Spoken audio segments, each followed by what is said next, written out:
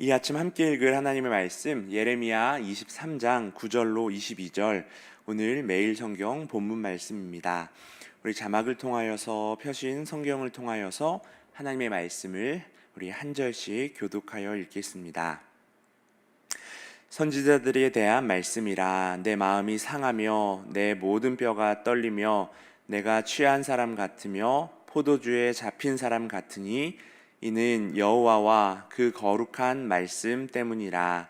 이 땅에 간음하는 자가 가득하도다. 저주로 말미암아 땅이 슬퍼하며 광야의 초장들이 마르나니 그들의 행위가 악하고 힘쓰는 것이 정직하지 못함이로다. 여호와의 말씀이니라. 선지자와 제사장이 다 사악한지라. 내가 내 집에서도 그들의 악을 발견하였노라. 그러므로 그들의 길이 그들에게 어두운 가운데 미끄러운 곳과 같이 되고 그들이 밀어냄을 당하여 그 길에 엎드러질 것이라. 그들을 벌하는 해에 내가 그들에게 재앙을 내리리라. 여호와의 말씀이니라. 내가 사마리아 선지자들 가운데 우매함을 보았나니 그들은 바알을 의지하고 예언하여 내 백성 이스라엘을 그릇되게 하였고 내가 예루살렘 선지자들 가운데도 가증한 일을 보았나니 그들은 간음을 행하며 거짓을 말하며 악을 행하는 자의 손을 강하게 하여 사람으로 그 악에서 돌이킴이 없게 하였은즉 그들은 다 내 앞에서 소돔과 다름이 없고 그 주민은 고모라와 다름이 없느니라. 그러므로 만군의 여호와께서 선지자에 대하여 이와 같이 말씀하시니라. 보라, 내가 그들에게 쑥을 먹이며 독한 물을 마시게 하리니 이는 사악이 예루살렘 선지자들로부터 나와서 온 땅에 퍼짐이라 하시니라. 만군의 여호와께서 이와 같이 말씀하시되 너희에게 예언하는 선지자들의 말을 듣지 말라.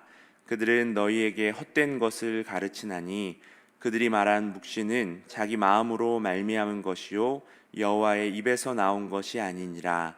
항상 그들이 나를 멸시하는 자에게 이르기를 너희가 평안하리라.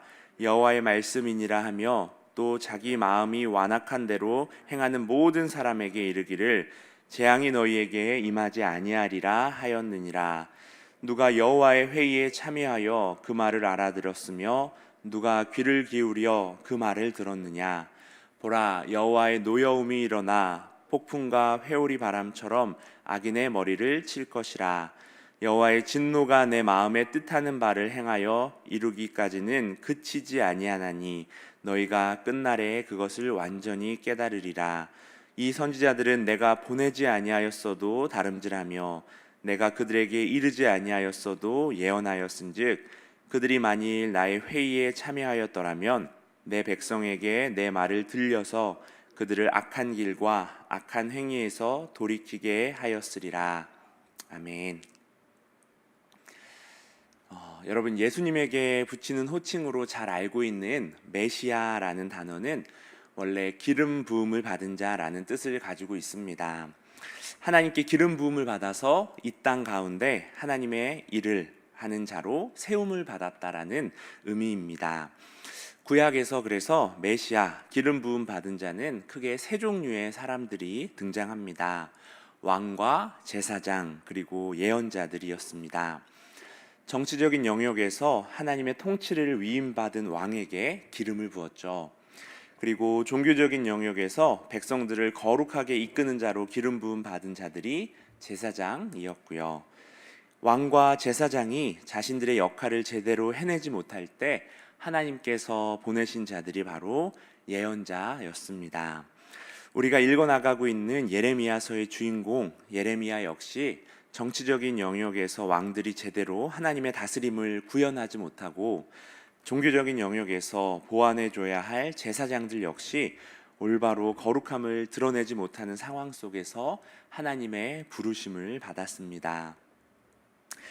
앞에서 왕들로 대표되는 정치 영역을 고발한 후에 또 종교적 시선을 돌려서 하나님의 말씀을 제대로 선포하고 백성들이 이끌어야 될 제사장들이 그 역할을 제대로 해내지 못하는 것을 질타하고 이번에 23장에 와서는 예언자들 또 선지자들에게 예레미야가 포커스를 맞추게 됩니다. 성경에서 말하는 예언자, 예언자는 우리가 쉽게 알듯이 미래 일을 말하는 자들이 아니라 맡길 예자를 써서 하나님께서 맡기신 말씀을 선포하는 자들이 바로 예언자, 선지자들이었습니다. 즉 선지자들의 주된 의무는 하나님의 뜻을 백성들에게 전함으로써 그들이 하나님의 길에 서 있게 하는 것이죠. 하지만 남유다 선지자들이 이 의무를 내팽개쳤기에 남유다 전체가 죄악에 빠지게 되었습니다. 그 실상이 얼마나 심각했는지 이 9절에 표현된 예레미야의 상태가 심상치 않습니다. 9절 말씀입니다. 선지자들에 대한 말씀이라. 내 마음이 상하며 내 모든 뼈가 떨리며 내가 취한 사람 같으며 포도주에 잡힌 사람 같으니 이는 여호와와 그 거룩한 말씀 때문이라. 하나님을 통해 알게 된 예루살렘의 악한 실상과 그 결과에 예레미야는 육체적으로 또 정신적으로 탈진합니다. 너무나 엄청난 충격과 절망감 앞에 그는 고통스러워합니다. 예레미야가 극심한 고통을 토로하는 이유는 첫째로 땅에 가득 찬 간음 때문이었습니다. 우상 숭배를 가리키는 은유적인 표현일 수도 있고 이 간음이 정말 성적으로 또 윤리적으로 엄청나게 타락한 현실을 가리킬 수도 있죠. 두 번째로 저주로 인하여서 땅이 통곡하고 광야의 초장들이 말라버렸기 때문입니다. 자기가 사랑하는 이 약속의 땅이 예루살렘이 유다가 생명력을 잃고 황폐한 상태가 되는 것을 본 예레미야는 그곳에서 더 이상 하나님의 복을 기대할 수 없기에 괴로움에 빠지고 맙니다. 마지막으로 백성의 행위가 악하고 힘을 모아 행하는 일들이 모두 정직하지 않았습니다. 이스라엘이 완전한 타락에 빠져 있었다라는 것이 드러났기에 예레미야는 고통을 토로합니다. 이렇게 유다가 타락한 원인을 하나님께서는 왕에게 또한 영적인 지도자에게서 찾으십니다.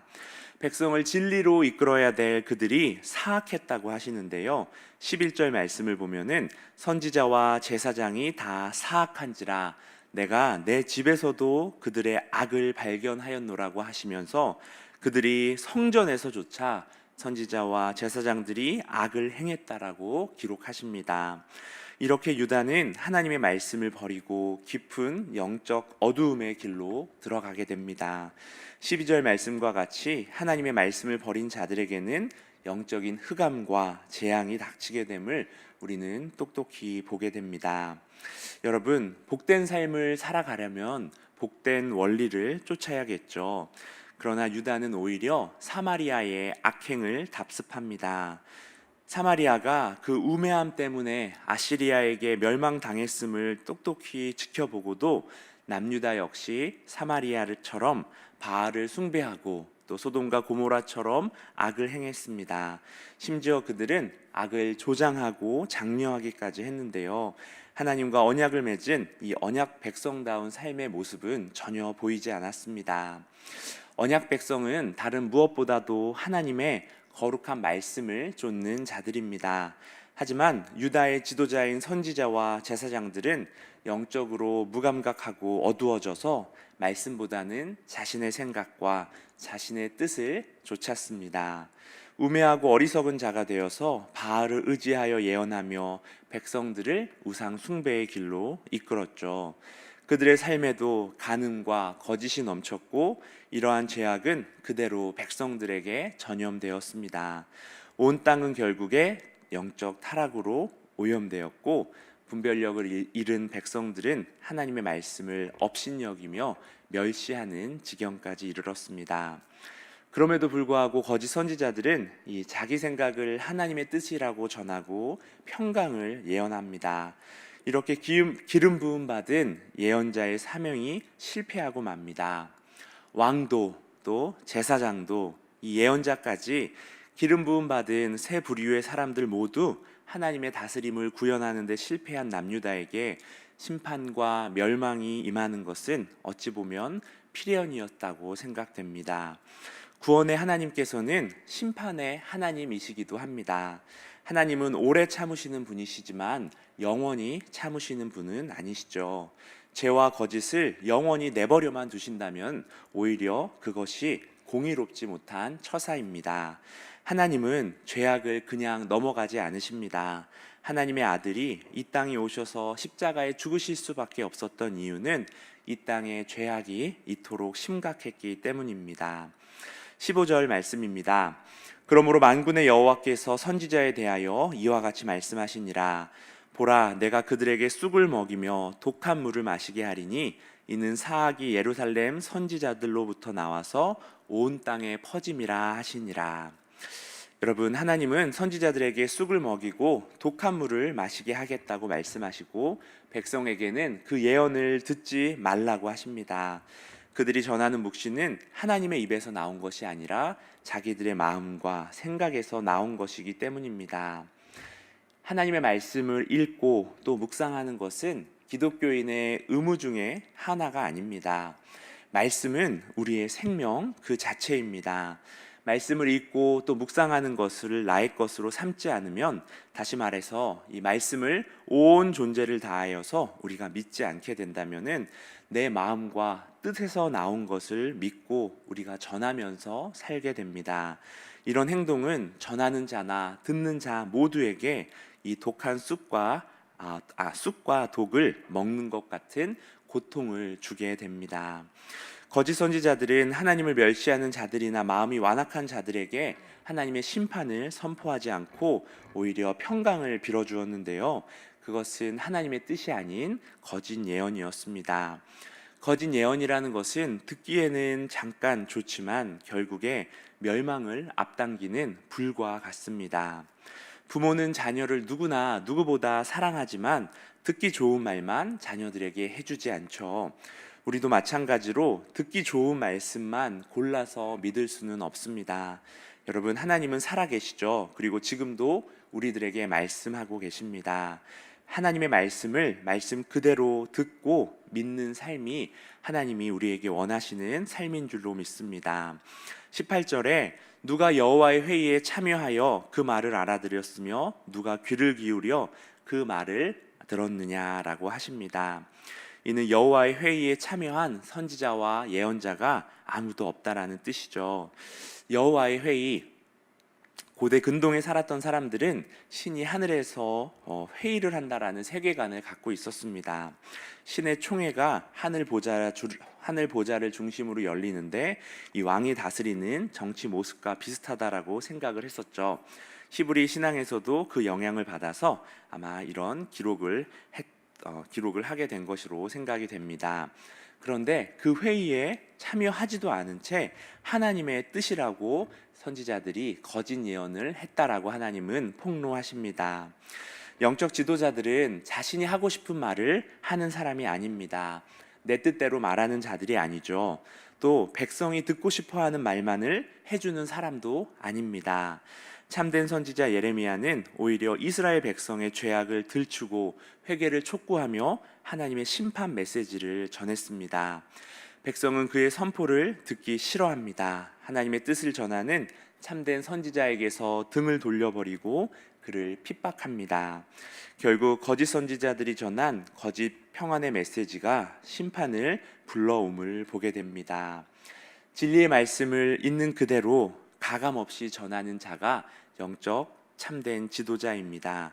그러한 지도자를 통하여서 하나님은 지금도 당신의 뜻을 이 땅 가운데 전하고 계십니다. 자신이 전하는 하나님의 말씀대로 거룩하게 살면서 죄인들을 하나님께 돌이키는 일꾼이 정말 이 시대에 필요합니다. 사랑하는 성도 여러분, 오늘은 우리 다드림의 교역자들을 위하여서 기도를 부탁드립니다. 우리 김병년 목사님부터 모든 교역자들이 이 진리의 말씀을 더욱 사랑하고 내 뜻이 아니라 우리 하나님의 뜻을 가감없이 전하는 자들이 되게 해달라고, 그리고 말뿐만이 아니라 선포한 말씀대로 거룩하게 살면서 생명을 살리는 자로 서게 해달라고 기도해 주십시오. 또한 하나님의 말씀을 듣는 우리 모든 자들이 메시지를 지혜롭게 분별할 줄 알게 되기를 소망합니다. 책망과 또 훈계의 말씀일지라도 그것이 하나님의 뜻이라면 달게 들을 수 있게 하시고 우리로 하나님의 뜻을 올바로 분별하는 지혜를 더하여 달라고, 그리하여서 우리 삶이 더욱 거룩해지도록 이끄는 참된 말씀을 엄중하게 새겨 듣는 귀가 열릴 수 있도록 우리 이 시간 같이 기도하기를 원합니다. 우리 다드림에서 선포되는 모든 말씀과 나누는 모든 대화의 중심에 우리 하나님과 예수 그리스도의 복음이 있기를 간절히 소망합니다. 우리 22절에 여호와의 회의에 참여한 자들이라면 악한 길과 악한 행위에서 돌이키게 하였으리라 말씀합니다. 우리 성도 역시 복음을 전하도록 모두 부름받은 자들입니다. 우리도 역시 그 부르심에 응답하여서 많은 사람을 옳은 길로 돌아오게 하는 데 쓰임받는 저와 여러분 되기를 간절히 축원합니다. 우리 자막을 통하여서 합심 기도문을 함께 읽겠습니다. 사랑의 아버지 하나님, 다드림의 모든 예배의 자리마다 순전한 복음이 선포되게 하시고 교역자들이 말씀을 사랑하며 거룩한 자로 서게 하옵소서.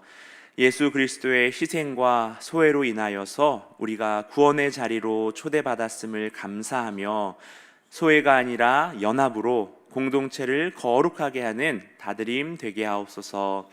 장례를 치른 고 조창근 장로님의 가족들을 하늘 소망으로 위로하시고 장로님이 부탁하신 것처럼 우리 다드림이 이 세상에 빛이 되고 잘 연합하여서 아름다운 공동체가 되게 하옵소서. 참 소망 되신 예수님의 이름으로 기도드립니다. 아멘.